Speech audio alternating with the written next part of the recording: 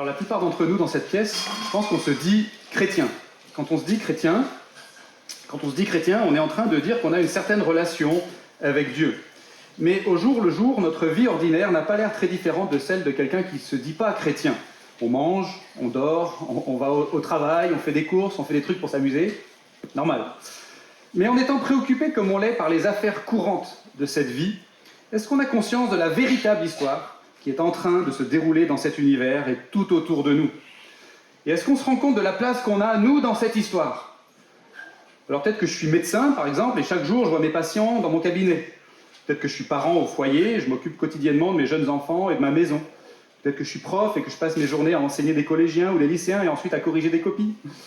Peut-être que je suis consultant pour une agence de com, ou ingénieur, ou développeur web, ou juriste, ou comptable, ou réceptionniste, ou conseillère conjugale et familiale, ou retraité, ou étudiant, ou serveuse dans un restaurant de falafel.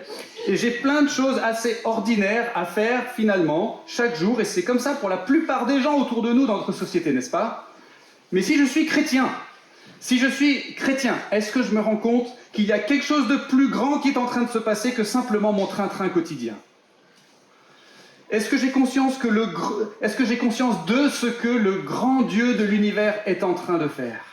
Et de la place que moi j'ai dans ce projet? Et si je suis chrétien, oui, c'est vrai, ça veut dire que j'ai une certaine relation avec Dieu, et donc une place toute particulière dans cette grande histoire. Mais le problème, voyez-vous, c'est que notre vie, elle est tellement remplie de plein de choses, des choses pour la plupart qui sont bonnes et utiles et même nécessaires. Notre vie est tellement remplie d'occupations et de préoccupations qu'on a du mal à garder à l'esprit ce qui est peut-être le plus important par rapport à notre existence, à savoir quelle est notre relation à Dieu et à son projet cosmique. Qu'est-ce qui est vraiment en train de se passer dans ma vie et dans ce monde? Le texte qu'on va lire dans un instant, il est là pour nous rappeler certaines vérités essentielles qui concernent notre relation à Dieu et à son projet, si on est des croyants. Alors c'est un texte original, vous allez voir, parce qu'en fait c'est un cantique, c'est-à-dire un chant, un texte poétique qui a été composé pour être chanté. Et ce texte en particulier, il a été écrit après une belle victoire militaire qui a été gagnée par les Israélites environ 1200 ans avant Jésus-Christ. Et on a vu les circonstances de cette victoire, en fait, cette victoire militaire la semaine dernière. Donc si vous n'étiez pas là, vous pouvez toujours aller sur le site internet de l'Église ou sur la chaîne YouTube et en replay écouter le message de la semaine dernière. Et ce texte qu'on va regarder ensemble ce matin, on l'appelle le Cantique de Déborah. Et s'il a été écrit juste après une belle victoire militaire, s'il a été consigné dans le récit qu'on est en train d'étudier et consigné dans la Bible qu'on a entre nos mains, eh bien c'est parce que ce texte a été écrit justement pour la postérité. Beaucoup de chansons et d'hymnes ont été écrits dans l'histoire des humains pour commémorer des événements marquants. Et de la même façon, ce cantique de Déborah est intégré dans notre Bible un petit peu comme un monument. Il est là pour rappeler aux Israélites, et à nous aussi par extension, leur rappeler à la fois un événement marquant et à travers cet événement, un ensemble de valeurs ou de vérités qu'on est censé porter en tant qu'héritier de cette histoire. Vous voyez ce que je veux dire? De nos jours, on parle parfois du récit national, le fameux récit national qui est censé imprégner notre esprit si on est français et conditionner nos valeurs en tant que citoyens de la France. Si vous pensez par exemple à la statue de Louis XIV en plein milieu de la place Bellecour, par exemple, c'est censé nous rappeler quelque chose qui concerne notre histoire, qui concerne l'histoire de la France. Et c'est censé communiquer un certain nombre de valeurs qui sont associées à ça. Et ce ne seraient pas exactement les mêmes choses qui seraient communiquées si la statue qui se trouve en plein milieu de la place Bellecour, c'était une statue de Captain America, ou de Jean-Luc Mélenchon, ou de Panoramix le druide, vous voyez? Bref, le cantique de Déborah, c'est un genre de monument pour nous. C'est un monument pour nous, c'est un mémorial qui vise à nous rappeler des aspects très importants de la relation de Dieu avec son peuple, et cela à travers la commémoration d'un événement particulier, qui est la défaite d'un méchant roi cananéen qui s'appelait Yabin et de son général Sisra face aux Israélites sous la conduite du chef Barak et de la prophétesse Déborah. Et donc on va lire et étudier ce texte pour pouvoir prendre un peu de recul à notre tour, un peu de hauteur ce matin par rapport à nos préoccupations quotidiennes et pour essayer de remettre toutes les affaires courantes de notre vie dans la bonne perspective en fait et nous rappeler qu'est-ce qui est en train de se passer en réalité dans ce monde et quelle est notre place dans cette histoire. Tout simplement, quelle est notre relation à Dieu et à son projet si on est des croyants. Et ce qu'on va retenir avant tout ce matin, c'est que si on fait partie du peuple de Dieu, alors on est le centre du monde pour Dieu. Et ce serait bien si on arrivait à garder cette perspective en tête dans notre vie quotidienne. Lisons dans le livre des Juges, au chapitre 5, là où on s'était arrêté la dernière fois. On s'était arrêté à la fin du chapitre 4, on prend la suite. Livre des Juges, c'est vers le début de la Bible, vous voyez. En ce jour-là, Déborah chanta avec Barak, fils d'Abinoam. Quand on laisse flotter sa chevelure en Israël, quand un peuple se porte volontaire lui-même, bénissez-en l'Éternel. Roi, écoutez, prince, prêtez l'oreille, je chanterai, oui, moi je chanterai à l'Éternel, je psalmodierai en l'honneur de l'Éternel, le Dieu d'Israël. Ô Éternel, quand tu sortis de Séhir, quand tu t'avanças depuis la campagne d'Édom, la terre trembla et les cieux se fondirent, et les nuées se fondirent en eau. Les montagnes croulèrent devant l'Éternel, ce Sinaï devant l'Éternel, le Dieu d'Israël. Au temps de Shamgar, fils d'Anath, au temps de Yaël, les routes étaient abandonnées, et ceux qui voyageaient prenaient des chemins détournés. On avait abandonné les villes ouvertes en Israël, on les avait abandonnées jusqu'à ce que je me sois levé, moi, Déborah, que je me sois levé comme une mère en Israël. On avait choisi de nouveaux dieux. Alors la guerre était aux portes. Voyait-on un bouclier, une lance pour 40 milliers en Israël ? Mon cœur va aux chefs d'Israël, à ceux du peuple qui se sont portés volontaires. Bénissez l'Éternel, vous qui montez de blanches ânesses, vous qui avez pour siège des tapis, et vous qui marchez sur la route, réfléchissez. Que de leur voix les porteurs d'eau du milieu des abreuvoirs célèbrent les bienfaits de l'Éternel, les bienfaits car il a mis Israël au large. Alors le peuple de l'Éternel descendit aux portes.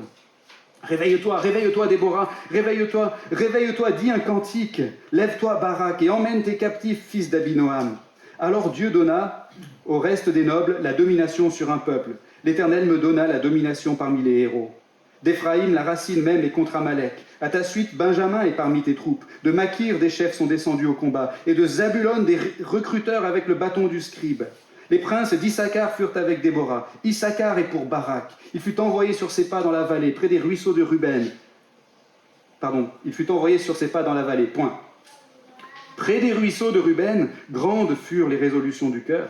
Pourquoi es-tu resté entre deux parcs à écouter le bêlement des troupeaux ? Au ruisseau de Ruben, grandes furent les délibérations du cœur. Galad, au-delà du Jourdain, y est resté. Pourquoi Dan a-t-il élu domicile sur des navires ? Azer est assis au bord de la mer, il est resté sur ses brisants. Zabulon est un peuple qui affronta la mort, et Nephtali de même, sur les hauteurs du champ de bataille. Les rois vinrent, ils combattirent, alors combattirent les rois de Canaan, à Tanak, aux eaux de Megiddo, ils n'en tirèrent pas un avantage en argent. Des cieux ont combattu, de leur orbite les étoiles combattirent contre Sisra, le torrent de Kishon les a balayés, le torrent des anciens temps, le torrent de Kishon. Mon âme foule aux pieds leur vigueur. Alors les sabots des chevaux retentirent à la fuite précipitée de leurs guerriers. Maudissez Mérose, dit l'ange de l'Éternel. Maudissez, maudissez ses habitants, car ils ne vinrent pas à l'aide de l'Éternel parmi les héros. Bénie soit entre les femmes Yaël, femme de Héber, le Kénien, bénie soit-elle entre les femmes qui habitent sous la tente. Il demanda de l'eau, elle lui a donné du lait. Dans la coupe d'honneur, elle a présenté de la crème. Et d'une main, elle a saisi le pieu. Et de sa droite, le marteau des travailleurs. Elle a martelé Sisra, lui a fendu la tête, fracassé et transpercé la tempe. Au pied de Yaël, il s'est affaissé. Il est tombé, il s'est couché. À ses pieds, il s'est affaissé. Il est tombé. Là où il s'est affaissé, là, il est tombé, raide, mort. Du haut de la fenêtre, à travers le treillis, la mère de Sisra regarde et s'exclame. Pourquoi son char tarde-t-il à venir ? Pourquoi ces chars vont-ils si lentement ? Les plus sages d'entre ses suivantes lui répondent, et elle s'adresse à elle-même ces paroles. Ne trouve-t-il pas du butin ? Ne le partage-t-il pas ? 1 fille, 2 filles par tête de guerrier ? Du butin en vêtements de couleur pour Sisra, du butin en vêtements de couleur brodés, un vêtement de couleur, 2 vêtements brodés pour le cou du vainqueur. Périssent ainsi tous tes ennemis éternels. Ceux qui l'aiment sont comme le soleil quand il paraît dans sa force. Et le pays fut tranquille pendant 40 ans. On va prier. Seigneur notre Dieu, merci pour ce texte un peu compliqué. On prie Seigneur que tu nous aides, s'il te plaît, par ton Saint-Esprit à comprendre ce que tu veux nous dire, ce que tu veux nous enseigner, parce que nous reconnaissons que tout dans ta parole, tout dans la Bible, tu l'as inspiré et tu le destines à notre instruction dans la foi.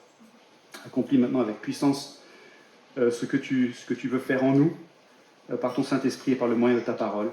Nous t'en prions au nom de Jésus. Amen. Alors premièrement, Dieu défend son peuple.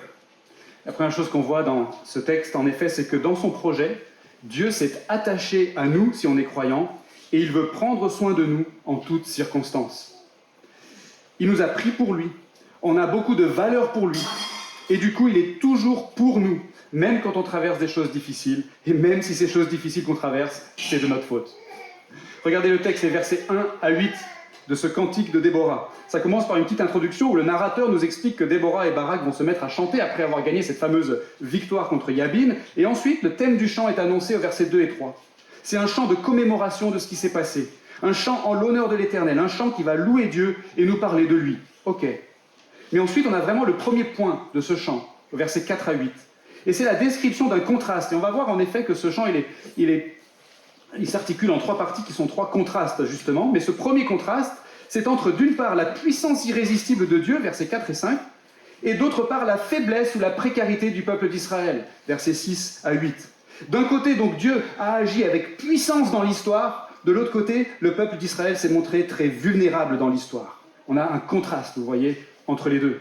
Mais la puissance de Dieu dans notre cantique ici, elle est rappelée par rapport à la manière dont Dieu est intervenu à l'origine pour se constituer un peuple. Comment il a agi avec une puissance irrésistible pour prendre ce peuple pour lui. Au verset 5, la montagne qui est mentionnée, c'est le mont Sinaï, c'est-à-dire la montagne sacrée où Dieu a conclu une alliance avec le peuple d'Israël après avoir fait sortir les Israélites d'Égypte sous la conduite du grand prophète Moïse. Et si on devait relire toute cette histoire, dans le livre de l'Exode, qui est un petit peu avant dans la Bible, eh bien si on devait relire cette histoire, tout dans cette histoire est absolument spectaculaire. Les plaies d'Égypte, la traversée de la mer Rouge, la colonne de feu qui conduisait le peuple dans le désert, et bien sûr la révélation de Dieu au mont Sinaï, avec, nous dit le texte, le tonnerre, les éclairs, le son du corps et la montagne fumante. Et donc Déborah et Barak, dans leur chant ici, ils commencent en rappelant par quelle puissance irrésistible Dieu est allé au secours des Israélites en Égypte pour faire de ces gens-là son peuple. Mais tout de suite après, Déborah et Barak rappellent quelque chose de beaucoup plus récent à leur époque. La grande précarité dans laquelle se trouvaient les Israélites lorsqu'ils étaient opprimés par le méchant roi Yabin. C'est donc à leur époque, à l'époque de Déborah et de Barak. Les routes étaient abandonnées, nous disent-ils. Les voyageurs faisaient des détours pour éviter d'être agressés par les méchants, parce qu'on ne vivait pas en sécurité. Les villes elles-mêmes étaient vulnérables aux attaques. Il y avait des faux dieux dans le pays. La guerre était imminente et on n'avait pas d'armes pour se défendre. Vous voyez, c'est la description de la situation qui existait en fait au début du chapitre précédent, au début du chapitre 4 qu'on a vu la semaine dernière, avant qu'on ne découvre la manière dont Dieu est intervenu pour défendre son peuple. Mais justement, au cœur de cette première partie du cantique de Déborah, on a le rappel justement de la manière dont Dieu, qui avait pris ce peuple pour lui de manière si spectaculaire, la manière dont il a ensuite défendu son peuple lorsqu'il s'est trouvé précaire et vulnérable. Comment est-ce qu'il a fait ? Verset 7, eh bien il a envoyé Déborah, qui s'est levée comme une mère en Israël. Alors je ne vais pas vous refaire la prédication de la semaine dernière, mais je vais quand même me répéter un petit peu ce matin. Dieu a défendu son peuple, il a secouru son peuple dans sa précarité en lui envoyant une mère, une maman. Et on avait vu la semaine dernière que Déborah, c'était vraiment l'incarnation de la miséricorde de Dieu envers son peuple fragile. Elle représente le secours que Dieu nous offre dans la faiblesse de notre foi. La maman qui nous tient la main, mais la maman qui nous défend aussi. Il y a quelques années, avec ma famille, on a eu la chance de visiter le parc national de Yellowstone, dans le nord-ouest des États-Unis, au tout début du printemps. C'était hors saison, donc on n'a pas croisé grand monde, mais on a quand même croisé une maman grizzly avec ses petits oursons. Le grizzly, c'est un ours redoutable qui peut faire 300 kilos et 3 mètres de haut quand il se dresse sur ses pattes arrière.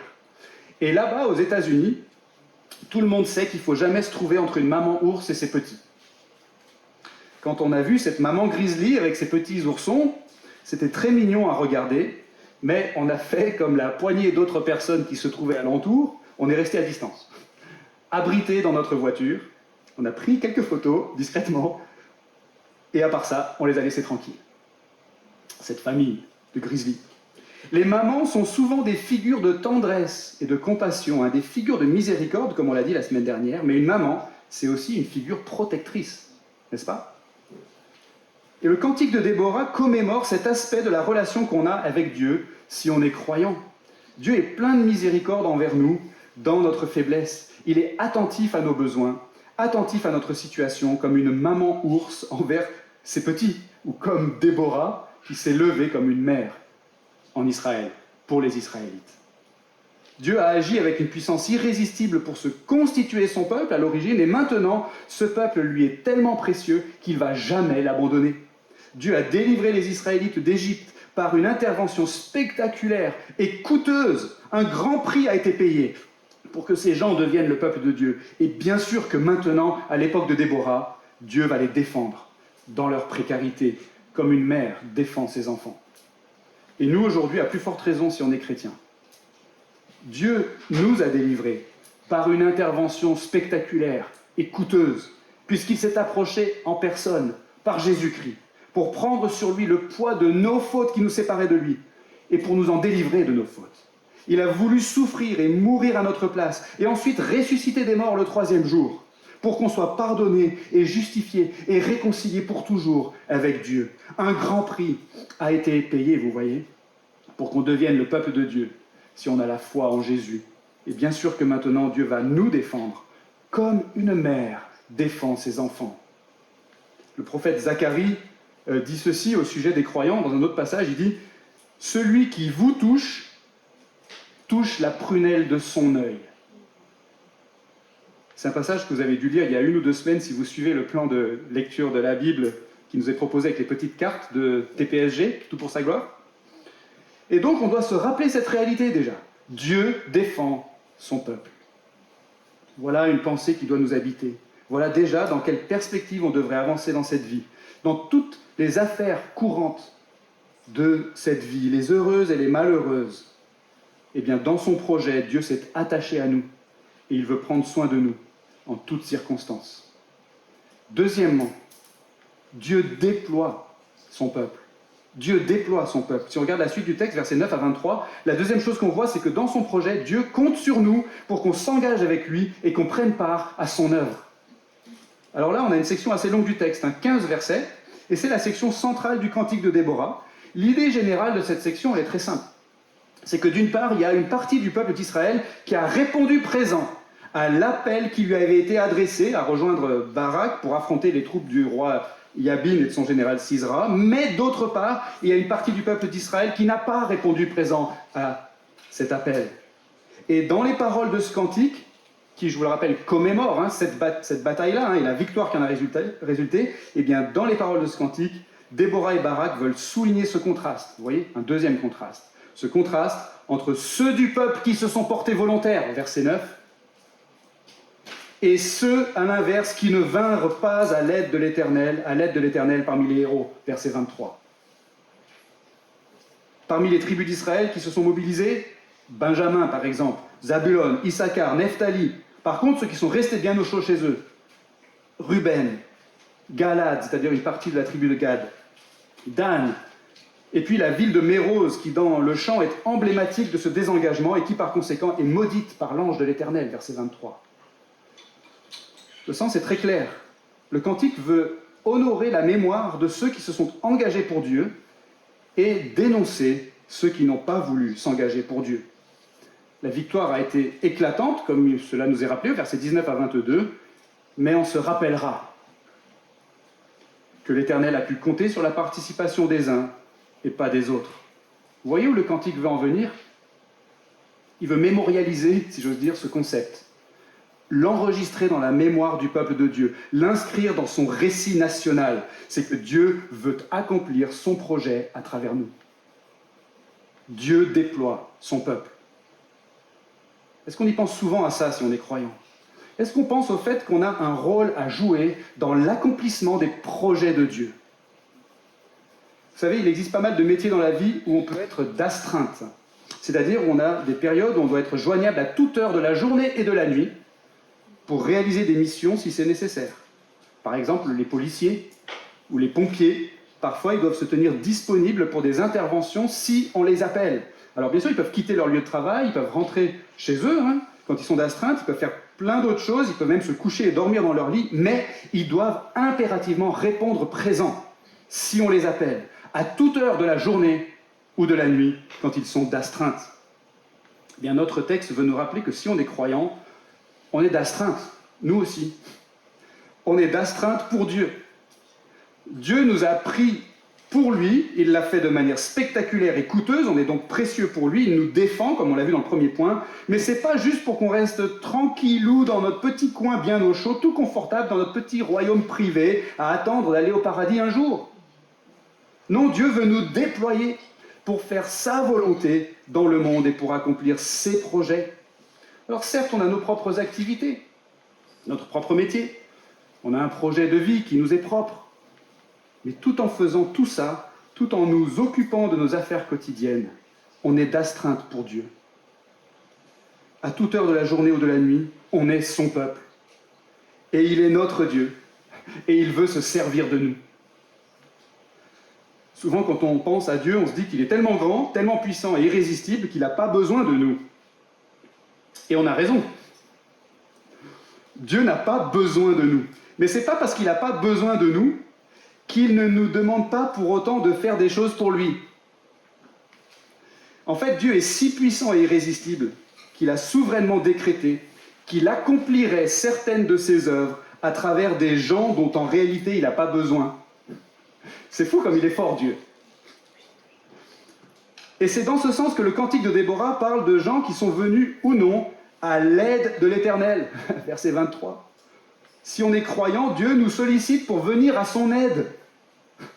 Ça fait bizarre de le dire comme ça. Mais ce que ça veut dire tout simplement, c'est que Dieu veut se servir de nous pour accomplir ses projets. On est au service de Dieu. Même quand on est médecin et qu'on soigne ses patients au cabinet. Même quand on est prof et qu'on enseigne nos élèves. Même quand on est ingénieur dans une multinationale. Ou comptable dans une PME. Ou quand on sert des falafels à mon plaisir. On est au service de Dieu. On est d'astreinte pour lui. Et on doit garder ça à l'esprit. Et on doit se demander en permanence, qu'est-ce que c'est que Dieu me demande, ici et maintenant? Il me demande d'aimer mon prochain. Il me demande de prier pour le salut de ceux qui ne le connaissent pas encore. Il me demande de l'honorer par mes paroles et par mes actes. Il me demande de respecter les autorités, d'être honnête et de témoigner, quand c'est possible, de la merveilleuse espérance que j'ai en Jésus-Christ si je suis chrétien. Il me demande de respecter le jour du Seigneur et d'assister aussi fidèlement que possible aux réunions de l'Église. Il me demande d'être solidaire de mes frères et sœurs dans la foi et de mettre mes dons à leur profit. Il me demande de soutenir la mission de son Église, qui consiste à faire des disciples de toutes les nations et à les intégrer dans la communauté de la foi et à les équiper ensuite pour être déployés à leur tour au service de Dieu. Dieu me demande de prendre part activement à l'accomplissement de son projet. Dieu me demande de venir à son aide, si j'ose dire, dans l'accomplissement de son projet pour cet univers. C'est dingue quand on y pense. Mais voilà quel est le sens actuel de ma vie et de ta vie, si tu es croyant. Si je suis croyant, je suis d'astreinte pour Dieu. C'est ce qu'on affirme à chaque fois qu'on prie le Notre Père, en fait, quand on dit que ta volonté soit faite sur la terre comme au ciel. Et le catéchisme de Heidelberg nous explique que quand on prie ça, en fait, on prie, je cite, que tous les hommes et nous renoncions à notre propre volonté et que sans aucun murmure, nous obéissions à sa volonté qui seule est bonne et qu'ainsi, chacun s'acquitte de son devoir et de sa vocation aussi promptement et fidèlement que les anges dans le ciel. Et donc le cantique de Déborah est là comme un monument pour nous inciter à nous rappeler aussi cette réalité. Dieu déploie son peuple. Cette pensée doit nous habiter, elle aussi, chaque jour, à chaque instant, à toute heure de la journée et de la nuit. Dans son projet, Dieu compte sur nous pour qu'on s'engage avec lui et qu'on prenne part à son œuvre. Troisièmement et dernièrement, Dieu délivre son peuple. On revient une dernière fois au texte, et ce qu'on voit dans la dernière partie du cantique de Déborah, les versets 24 à 31 maintenant, c'est que dans son projet, si on est croyant, Dieu nous destine à sortir victorieux de toutes nos luttes et de toutes nos souffrances. Alors ce qui se passe dans les paroles du chant, du cantique de Déborah, c'est qu'on a une sorte de variation sur le thème de la mort de Sisera, le chef de guerre de Yabin. Le chant se concentre pendant 7 versets sur les circonstances de la mort de Sisera. Et vous vous rappelez, si vous étiez là la semaine dernière, Sisera, qu'est-ce qu'il a fait? Il s'est réfugié dans la tente d'une femme alliée de son peuple, Yaël, la femme d'Héber le Kénien. Mais une fois qu'il s'est endormi bien confortablement, eh bien cette femme lui a enfoncé un piquet de tente dans la tête. Dans notre chant, ici, dans notre texte, c'est assez drôle parce qu'il y a à la fois une description vraiment théâtrale et insistante et explicite du meurtre de Sisera sous la main de Yaël, au verset 24 à 27. Et ensuite, on a des paroles pleines d'ironie et de sarcasme qui visent la maman de Sisera. Cette pauvre dame qui s'inquiète que son fiston tarde à revenir. Mais voilà, ça doit être parce que son fiston, c'est quelqu'un d'important quand même, c'est un général de l'armée. Il est sûrement trop occupé à partager le butin, à violer les prisonnières et à récupérer des jolis vêtements de couleur. Ah, c'est quelqu'un d'important, mon fils, ça doit être pour ça qu'il est en retard. Franchement, quand on lit les paroles de ce chant de Barak et de Déborah, on se dit que le heavy metal a dû être inventé 1200 ans avant Jésus-Christ. D'une main, elle a saisi le pieu, et de sa droite, le marteau des travailleurs. Elle a martelé Sisera, lui a fendu la tête, fracassé et transpercé la tempe. À ses pieds, il s'est affaissé, il est tombé, il s'est couché. À ses pieds, il s'est affaissé, il est tombé. Là où il s'est affaissé, il est tombé. Raide mort. Vous entendez les guitares, là, et le solo. Ouais. C'est très poétique, non? Mais le chant insiste sur quoi, ici? Il insiste sur le fait que c'est une défaite cuisante. Sisera a été martelé, fendu, fracassé, transpercé. Il est tombé, il s'est affaissé, il s'est couché, affaissé, tombé, raide mort. Bref, il a été en quelque sorte pulvérisé, atomisé, écrabouillé, anéanti. Et sa pauvre petite maman qui lui préparait son plat préféré pour son retour, toute fière de la réussite de son fiston. Oui, le sarcasme. Et voici surtout où le chant va en venir, au verset 31. C'est la conclusion du cantique de Déborah, en fait. Périssent ainsi tous tes ennemis, Éternel. Mais voici le troisième contraste. Ceux qui aiment l'Éternel, eux sont comme le soleil quand il paraît dans sa force. Donc le texte met en opposition ici la défaite totale des ennemis de l'Éternel et la sécurité totale de ceux qui aiment l'Éternel.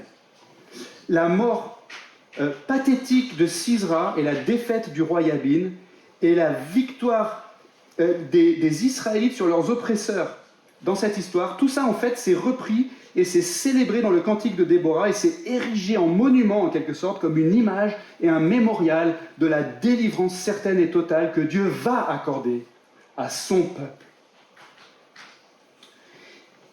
Il y a un contraste entre la défaite des ennemis de Dieu et la délivrance des amis de Dieu. Et ce contraste, il est aussi entre la mère impuissante de Sisera et la mère protectrice d'Israël, Déborah. On a 2 mamans dans ce cantique. 2 mamans qui représentent 2 religions en fait. La fausse religion d'un côté, impuissante pour sauver parce qu'elle invoque tout sauf le vrai Dieu. Et la vraie religion de l'autre côté, puissante pour sauver parce que c'est la religion de l'Éternel. C'est la foi au Dieu unique et vivant, au seul vrai Dieu qui a fait se lever Déborah comme une mère en Israël, justement pour manifester sa miséricorde et sa puissance à son peuple et en fin de compte pour le délivrer.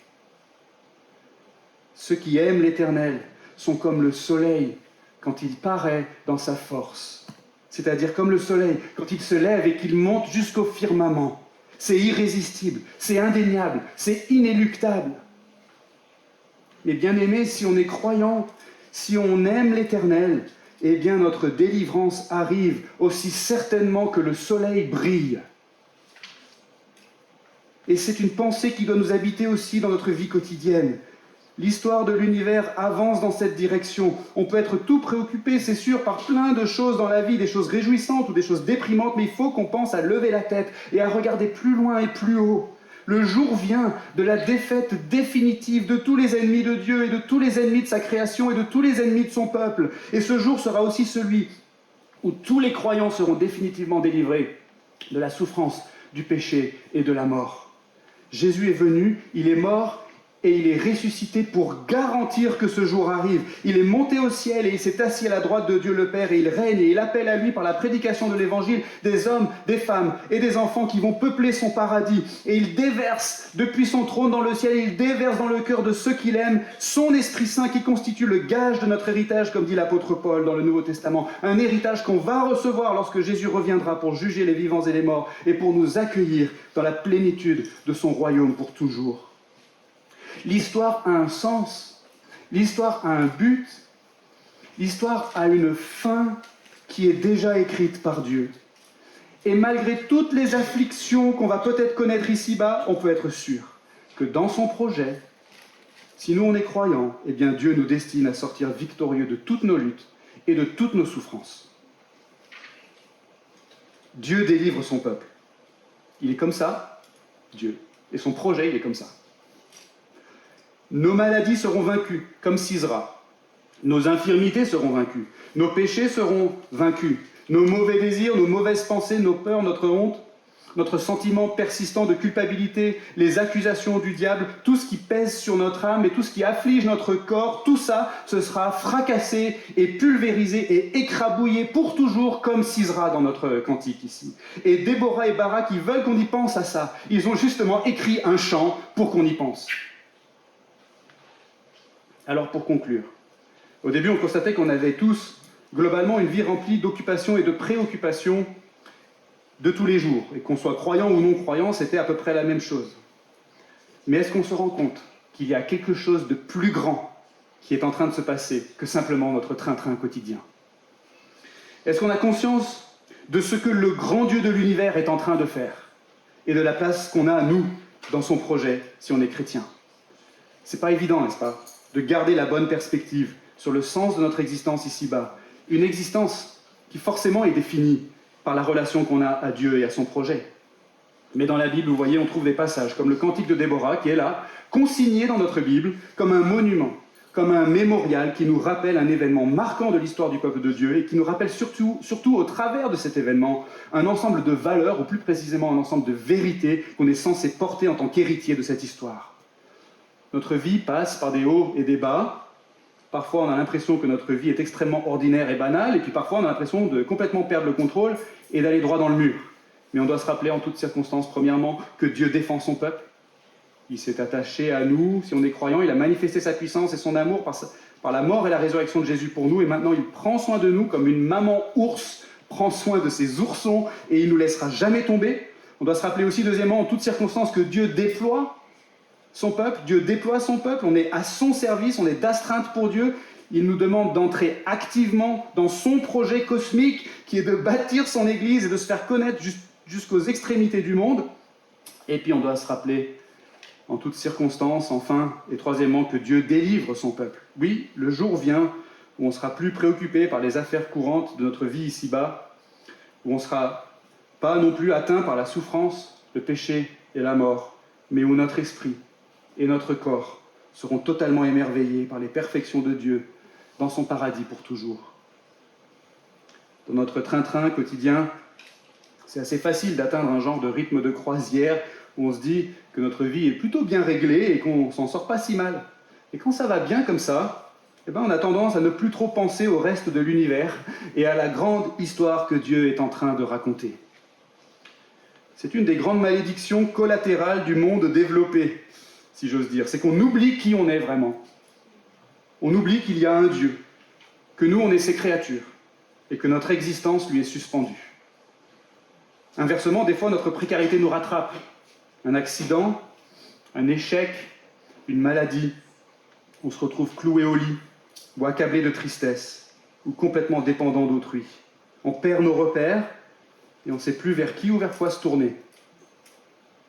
Mais le cantique de Déborah est un monument qui nous donne ou qui nous redonne des repères. C'est un monument qu'on a besoin de regarder ou d'écouter pour se rappeler ce qui compte vraiment, pour prendre du recul et de la hauteur et pour garder la bonne perspective.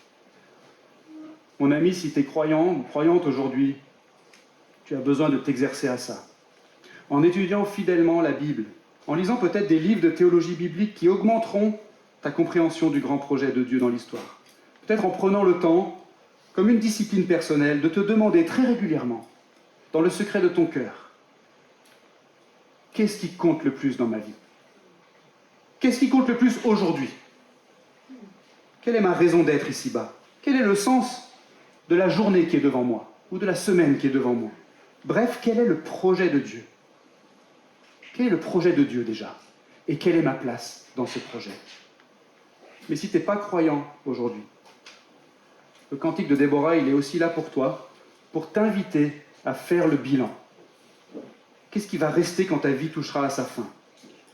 Quel aura été le sens de ton existence quand tu fermeras les yeux une dernière fois et que tu disparaîtras pour toujours dans la nuit? Le cantique de Déborah, et en fait toute la Bible, t'annonce aujourd'hui que la vie a un sens, parce qu'il y a un Dieu qui est l'auteur de tout ce qui existe. Et Dieu t'invite à t'approcher de lui par la foi en Jésus son Fils, mort et ressuscité, pour que tous ceux qui lui font confiance soient rachetés, réconciliés avec Dieu et restaurés pour toujours.